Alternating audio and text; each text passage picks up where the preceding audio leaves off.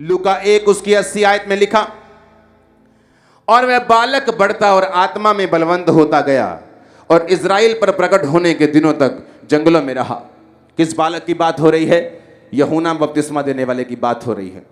बढ़ता गया, बलवंत होता गया, आत्मा में बलवंत होता गया और इज़राइल पर प्रकट होने के दिनों तक जंगलों में रहा। लूका 4 उसकी 1 आयत, उसमें क्या लिखा? फिर यीशु पवित्र आत्मा से भरा हुआ यरदन से लौटा और 40 दिन तक आत्मा के सिखाने से जंगल में फिरता रहा। जंगल उसमें भी आया, जंगल इसमें भी आया। अब हम पढ़ेंगे पहला शमूएल 23 उसकी 14 आयत को।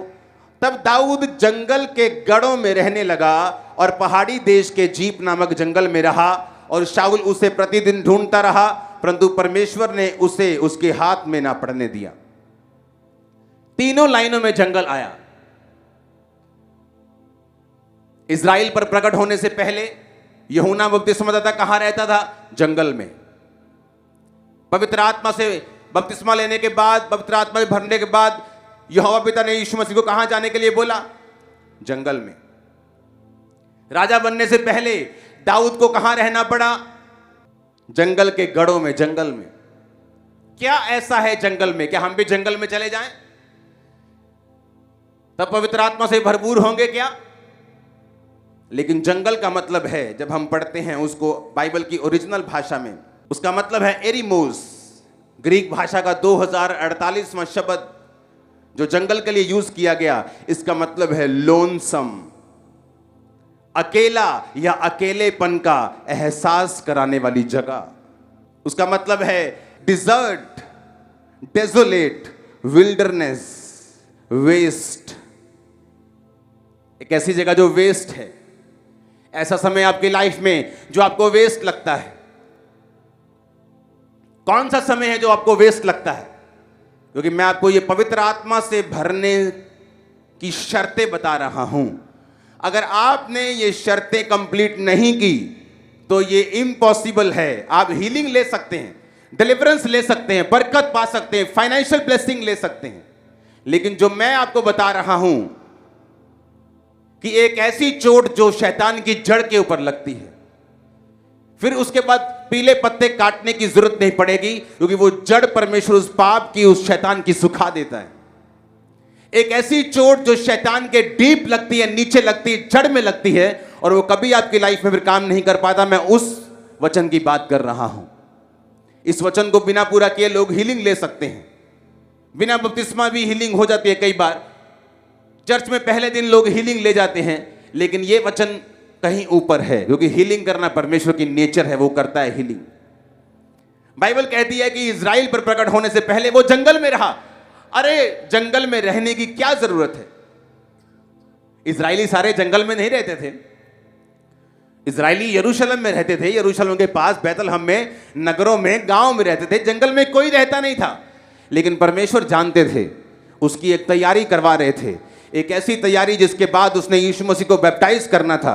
एक ऐसी तैयारी जिसके बाद परमेश्वर ने उससे महान सेवकाई को लेना था। बाइबल कहती है यूहन्ना से ऊपर बाइबल में कोई भी यूहन्ना से बड़ा भविष्यद्वक्ता नहीं था।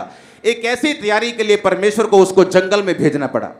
जंगल का मतलब इरोमोस, इरोमोस का मतलब है लोनसम, लोनसम का मतलब एक ऐसी जगह जहां आपको अकेलेपन का एहसास होता है। जब आप क्रिश्चियन बनते हैं, जब आप प्रभु में आते हैं, एरोमोस का मतलब एक ऐसी जगह जहां आपको वेस्ट लगता है। कौन सा टाइम है जो आपको वेस्ट लगता है? जब आप प्रार्थना करने के लिए आते हैं, आपकी शादी को 5 साल हो चुके होते हैं, आप प्रेयर करते हैं, परमेश्वर मैं तेरे भवन में आते हुए मुझे 6 महीने हो गए, लेकिन अभी तक तू मुझे बेबी नहीं दे रहा, अभी तक मेरे पास बच्चा नहीं है। वो टाइम वेस्ट लगता है। ऐसा टाइम जब लगता है कि परमेश्वर हमारी प्रार्थना को नहीं सुन रहा।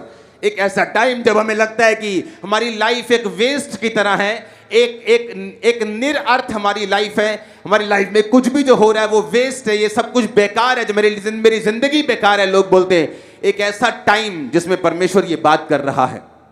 एक ऐसा टाइम जिसमें यूहन्ना बपतिस्मा देने वाले को निकलना पड़ा कि जंगल में बैठा है, 10 साल का है, जंगल में है, क्या कर रहे हैं? जंगल का मतलब एक ऐसी जगह जहां जीवित रहने के लिए संघर्ष करना पड़ेगा। जहां जीवित रहने के लिए दूसरे जानवर, अगर शेर को जीवित रहना है तो वो हिरण को मारता है, हिरण को जीवित रहना है तो वो जीवित प्लांट्स को खाता है, मगरमच्छ को जीवित रहना है तो वो मछलियों को खाता है। जहां एक दूसरे के ऊपर निर्भरता है, जहां मौत का डर है, जहां कोई पता नहीं हिरण को कब शेर अटैक कर देगा, जहां मगरमच्छ को कोई पता नहीं कब शिकारी आकर मुझे मार देगा। जंगल यानी हर टाइम एक ऐसा समय जब फाइट का टाइम है आपकी लाइफ में। आपको लगता है मसीह में आने के बाद जब आपको परमेश्वर बरकत नहीं दे रहा, जब वो आपको ब्लेस नहीं कर रहा, आपको लगता है कि ये वेस्ट टाइम है। आपको लगता है वो टाइम तो तब शुरू होगा जब मेरी लाइफ में बरकत आएगी, टाइम तो तब शुरू होगा जब मेरा वीजा आ जाएगा और मैं फौरन चला जाऊंगा, फिर बताऊंगा, मैं गवाही दूंगा, फिर मैं पवित्र आत्मा से भरपूर होऊंगा। लेकिन बाइबल इसके उलट है। बाइबल इस तरह से नहीं चलती। वो कर्मों से नहीं बल्कि विश्वास के द्वारा किए गए कर्मों से चलती है। वो आंखों से देखकर चलने वाले के साथ खुश नहीं होती, बल्कि विश्वास की आंखों के साथ चलने वालों के हिसाब से खुश होती है। इसलिए जब परमेश्वर यीशु मसीह जा रहे थे और एक अन्य जाति औरत खुदा को बोलने लगी, परमेश्वर मेरी बेटी को दुष्ट आत्मा सता रहा है, तो परमेश्वर ने उसे मना करके कहा कि नहीं, मैं लड़कों की रोटी कुत्तों को नहीं डालता।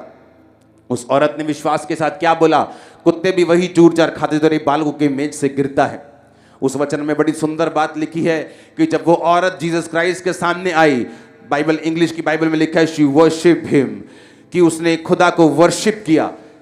चंगाई के पहले वर्शिप किया, चंगाई के बाद नहीं।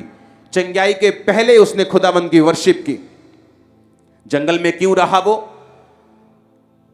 आपको लगता है मेरा टाइम वेस्ट हो रहा है, आपको लगता है कि ये जो दुखों के दिन है ना, ये जो गरीबी के दिन है, ये आपकी लाइफ का वेस्ट पीरियड है।